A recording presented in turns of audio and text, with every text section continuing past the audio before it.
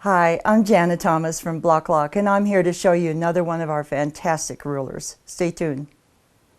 So let me show you how to make some flying geese and square them up using Bloc Loc. First off, when you open up your flying geese ruler, you'll see the ruler on the front and on the back, and you'll see this on the screen. There's actually an instruction sheet with all the cutting that you'll be using to cut your pieces with. The method that's in the instruction sheet is the 2 squares and a rectangle method. And what you'll be doing is when you follow the cutting instructions, they will be way too big, and this is really important.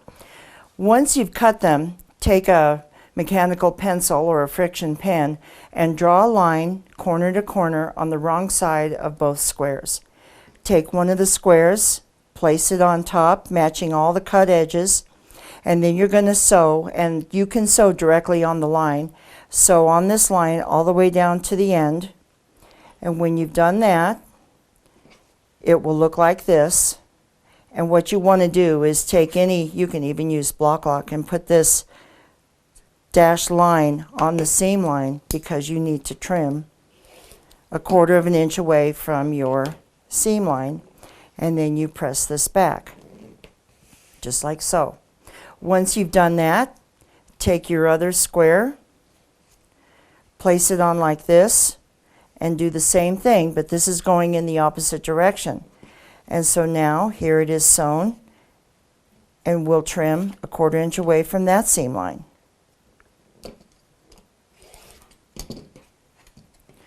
And press this back. And then I would actually go over to the iron and give it a good pressing. But now once it's finished, you'll be able to tell this is way too big, and that's a really good thing. Take your Bloc Loc ruler with the double groove in both places, and you push it down, put it down, and then push it up until it locks on all the way around, and then you square up all the way around. And you see there's about 1/8 of an inch extra, and that's so that we don't have to be perfect in putting all the little squares on there. You can turn these around, and then you'll finish trimming.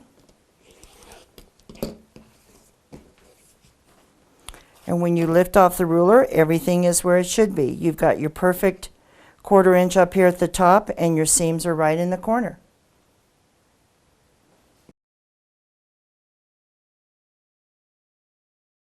Your flying geese ruler will also square up square in a square.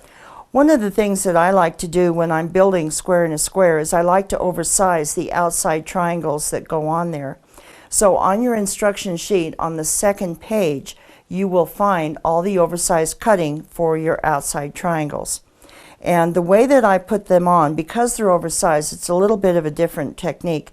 What you want to do is take your center square and fold it in half, and I actually do use my fingernail so that I've got this line going across that you can see here.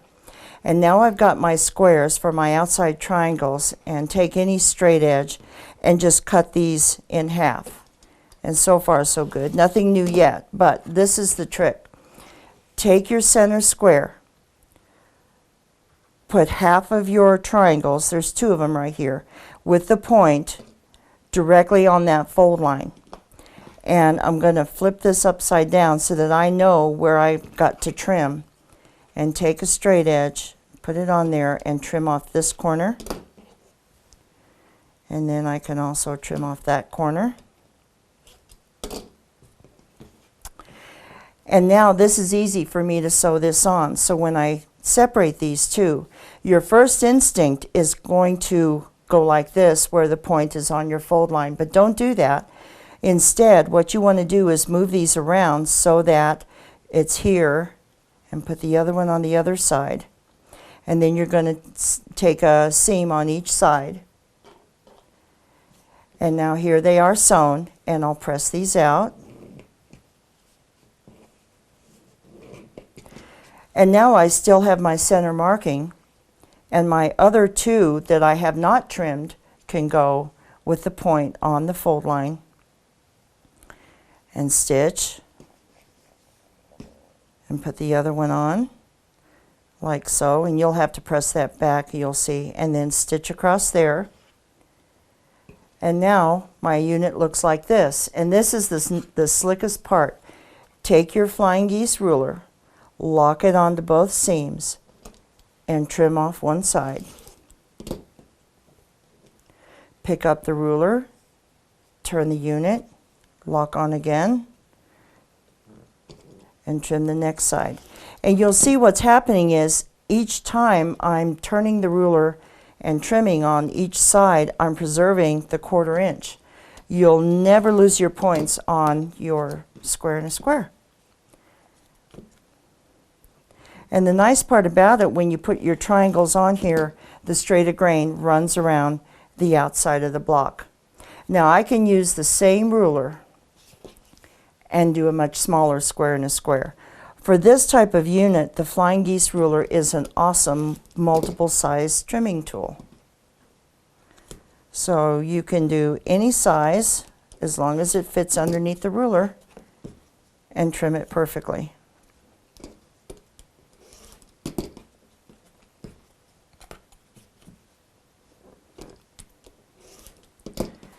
And there you have it, square and a square with the flying geese ruler from Bloc Loc. Thanks for joining us today. Please visit our website for more information, and happy quilting.